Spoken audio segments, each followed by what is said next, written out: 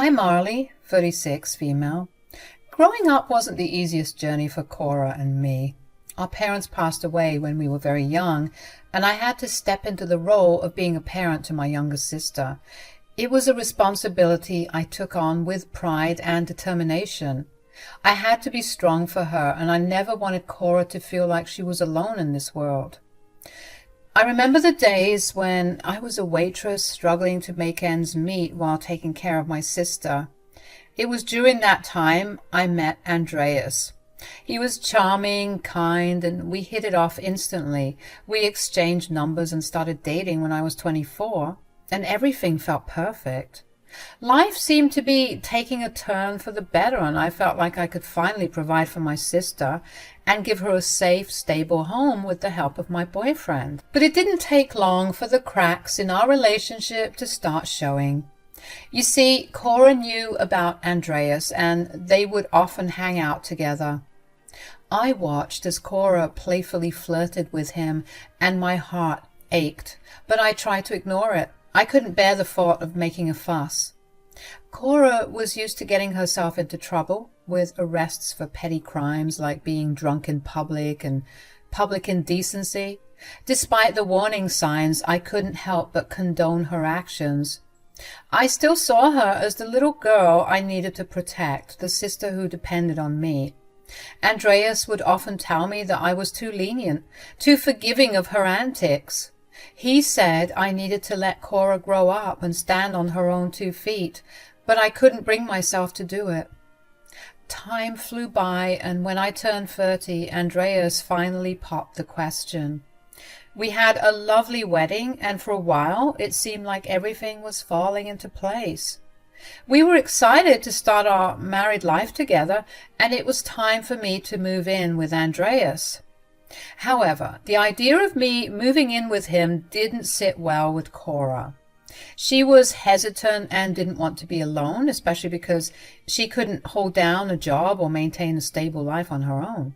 It put me in a difficult position, as I still felt that responsibility to take care of her.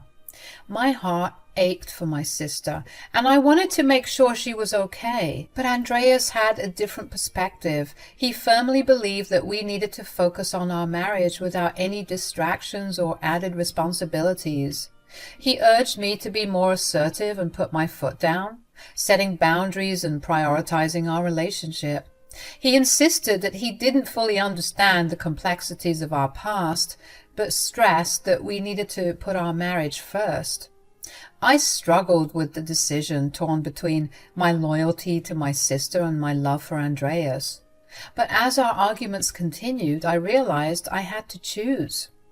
In the end, Andreas gave up on the matter, seeing how torn I was. He understood that I couldn't bear the thought of leaving my sister in a difficult situation, and he decided to allow Cora to move in with us. It was a relief in many ways, but the decision also stirred a sense of unease. I had chosen my sister's well-being over my marriage, and I knew it had consequences. I wasn't sure if Andreas was fully satisfied with the resolution, and I couldn't shake the feeling that I had let him down. It was a heavy burden to carry, and I feared it might take a toll on our relationship. 2 years had passed since Cora moved in with Andreas and me, and the harmony in our home had deteriorated drastically. Cora's behavior had become a constant source of tension. She was often rowdy, sneaking men into the house at night, causing disturbances in the neighborhood and just generally being disruptive. Her disregard for our home and the people living in it was evident through her messy habits, leaving her dishes strewn about and refusing to take out the trash. Andreas was at the end of his patience. He'd often tell me to address my sister's reckless behavior, and I couldn't help but feel a sense of frustration building inside me as well. Every time I confronted Cora, she'd apologize for her actions and promise to be a better housemate. For a few weeks, it seemed like she genuinely tried to change, but it never lasted. She'd quickly revert to her toxic ways, leaving Andreas even more infuriated. One evening, the situation came to a head. We were all at each other's throats, and our home had turned into a battleground. We were all angry and yelling. It was a huge, painful fight, and I found myself torn between my husband and my sister. Cora, we've reached a breaking point here. Your behavior is causing too much chaos in this house. Andreas, please understand that Cora has had a tough life and she's trying her best. You wouldn't understand. I get it, Arlie, but we're all adults here and she needs to start acting like one. I can't keep living in this environment. Please, Andreas, don't kick me out. I promise I can do better. I'll change. Just give me a chance. Please. Cora, it's been 2 years and we've tried this before. Your promises haven't held up. I need peace in my home, Arlie. And we can't have that with Cora's actions. Please don't make this harder than it needs to be. Andreas, I understand, but she's my sister. She's been through a lot and I can't just throw her out. We need to give her a little more time to adjust. Arlie, I'm so sorry for everything. Please don't let me go. I promise I'll change. Please, just one more chance. I promise I'll make things right this time. After a lengthy and emotionally charged discussion, I proposed a compromise. I suggested that Cora could remain in the house if she managed to secure and maintain a stable job and started contributing to the household expenses. Andreas seemed to favor the idea, and I believed it was mainly because he assumed it wouldn't last. In his mind, this would be the final straw, giving him a legitimate reason to evict Cora without further arguments. I promise, Arlie, I'll do whatever it takes to make this work. Thank you both for giving me another chance. We believe in you, Cora, and we want this to work. All right, we'll give this a shot, but you better be ready to work hard and prove yourself.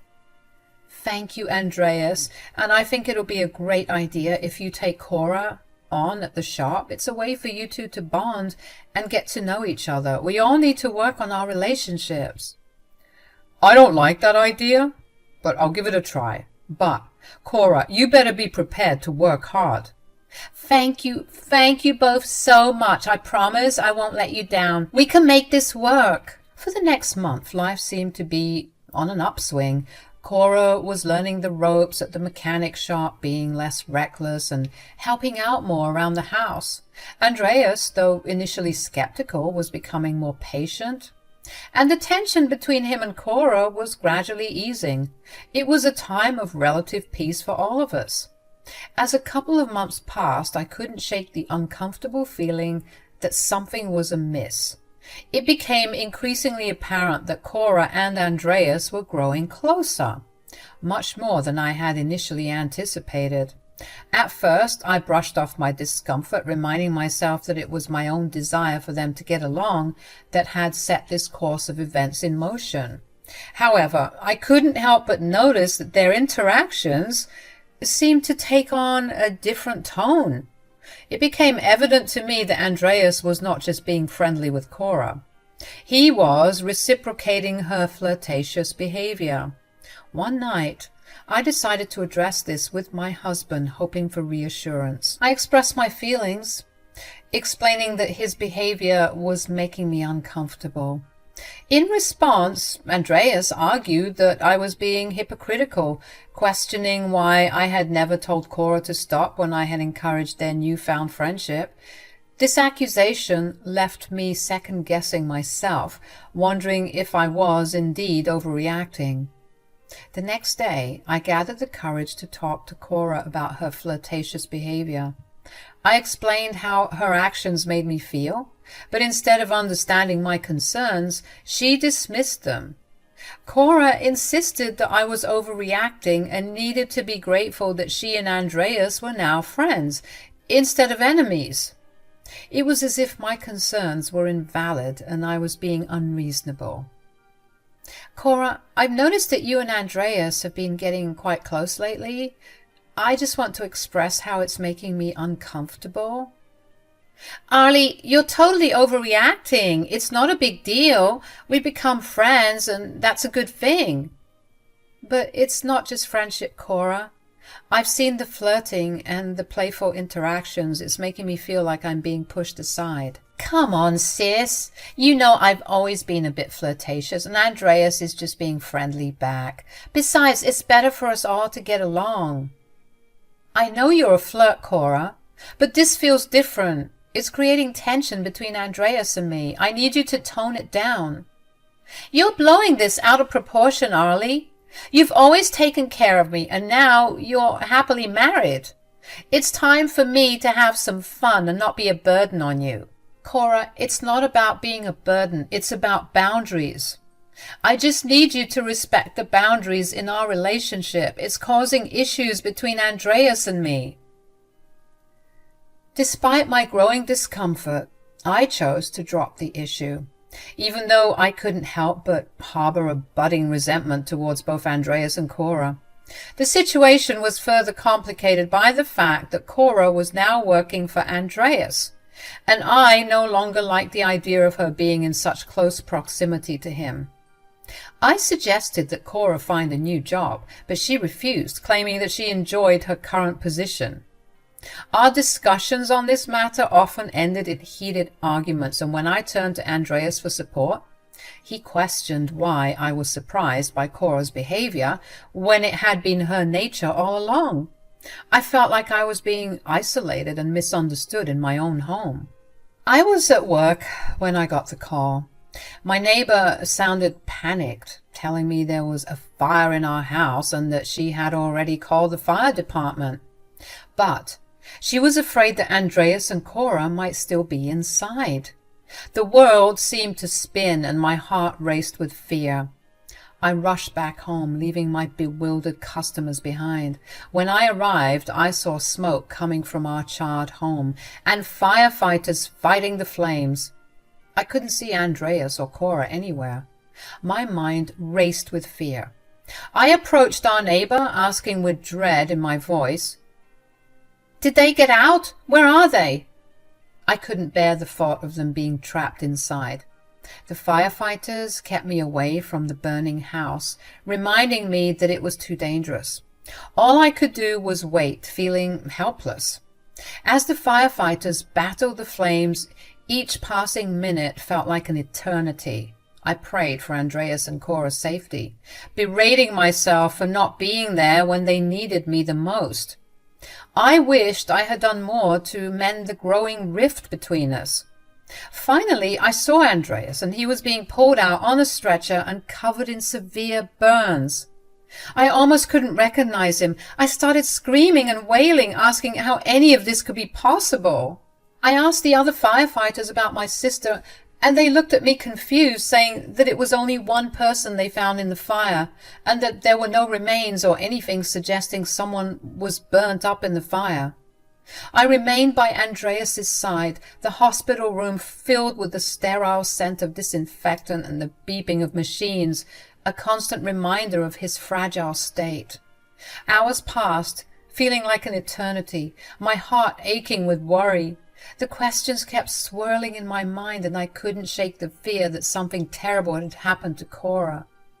Finally, Andreas began to stir. His eyes fluttering open, he was disoriented, his face contorted with pain as he tried to make sense of his surroundings. When he saw me, relief washed over his eyes. "Andreas! Oh, thank God you're awake! You're in the hospital! You had a fire at the house, but you're going to be okay." He tried to speak, but his throat was dry and raspy. I handed him a cup of water, and he sipped it carefully, grimacing with each swallow.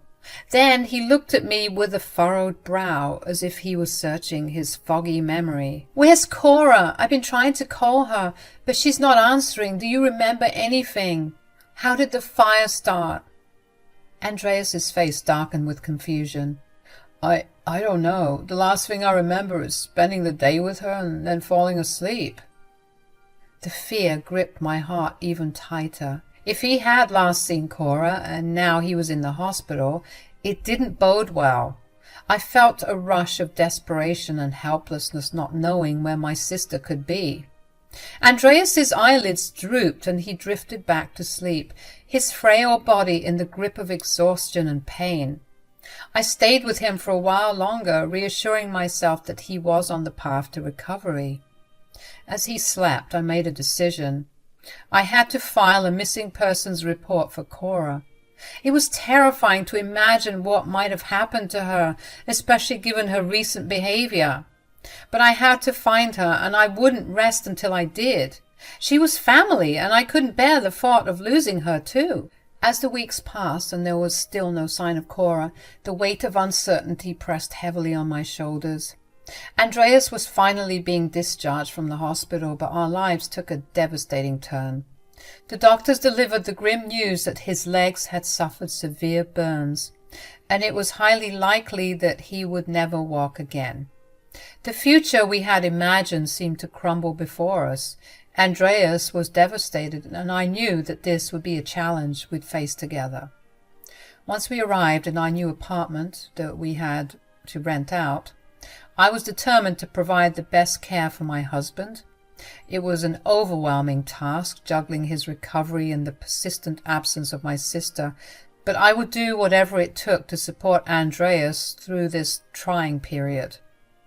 "You have to take care of me now. I'm so grateful for you and everything that you do. I love you, Arlie." Andreas, with his newfound disability, quickly adapted to a role that demanded my constant attention. He grew dependent on me, both physically and emotionally, and though I loved him and wanted to help him heal, the weight of it all began to wear me down. He kept on mentioning that I would need to care for him from now on, which only added to the mounting pressure I was under. I was dealing with my own depression, triggered by Cora's disappearance, the state of our house, and the uncertainty of it all, but I couldn't afford to wallow in my sadness. There were too many responsibilities resting on my shoulders. Then there was the matter of our insurance claim. The insurance company requested all video footage from our home security cameras to determine the fire's cause. I was too overwhelmed to handle the process, so I handed over the salvaged CCTV footage, hoping it would speed up the insurance claim.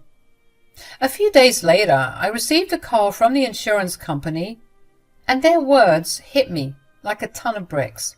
They informed me that they wouldn't grant the insurance because there was evidence of recklessness leading to the fire's origin. It was a shock to my already shattered world. I had to gather the strength to watch the footage myself to see what had gone wrong, what reckless behavior had led to the fire, and the truth of what had happened that fateful night. Watching the video was a tortuous experience. As the footage played, I saw Andreas and Cora, of all people, cooking together in our kitchen. It was painful to witness, but I forced myself to keep watching. My heart sank as they grew closer, and before long they were entangled in a passionate embrace.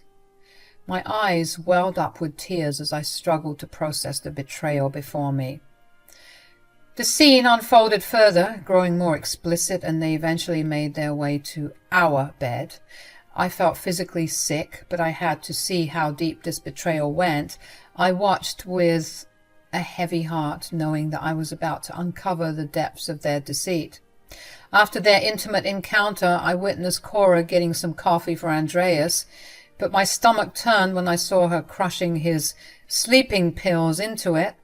My hands were trembling as I watched him consume the concoction, which would send him into a deep sleep. Cora then went through Andreas's pockets, stealing from him before packing her belongings and leaving the house. As if this wasn't enough, I saw the stove they had used for their cooking session remained on, and eventually it ignited and caused the fire that nearly destroyed our home. That's why the insurance company rejected our claim, saying that it was due to negligence, and I could see why they felt that way. My blood was boiling with anger, and I needed answers. After composing myself, I approached Andreas with the video evidence. I confronted him, desperate for an explanation. He stuttered and tried to avoid facing the truth, but I refused to let him escape the gravity of his actions. Forced to watch the damning footage with him, Andreas's discomfort grew as the video played out the ultimate betrayal. When it reached the part where Cora had drugged his coffee with sleeping pills, He had the audacity to be offended. It was infuriating. The whole time he remained oblivious to the magnitude of his own betrayal. When the video concluded with Andreas being responsible for leaving the stove on and causing the fire, he broke down in tears, begging for my forgiveness. At that moment, all the pain, anger, and betrayal I had felt reached a boiling point. I spat on him, my voice trembling with rage, and said that I was glad Cora had stolen from him. I had no sympathy left for the man who had betrayed me and allowed my sister to take advantage of him. I also told him that I was glad that he was paralyzed, and I told him that he had better hire someone to take care of him because I was going to divorce him and leave him alone. Andreas kept on begging and whining, so I got up, grabbed the kettle, and poured boiling hot water on his crotch. He obviously was in agony, but I kept pouring, saying that if the rest of his body was burnt, it was only fair that the thing that caused this mess was burnt too. When I was done, I left him there crying, and I didn't feel bad one bit, because now my rage was turned towards my sister. I couldn't believe she was playing all of us, pretending to have turned a new leaf when I guess this was her plan all along. I still can't believe she just left me like that. But it's okay because I'm going to find her, and when I do, I'll make sure she never thinks to cross me again. Cora, if you're seeing this, I'm coming for you. I've played Mr. Nice Guy for way too long. It's time I enter my villain era and teach some people some well-deserved lessons.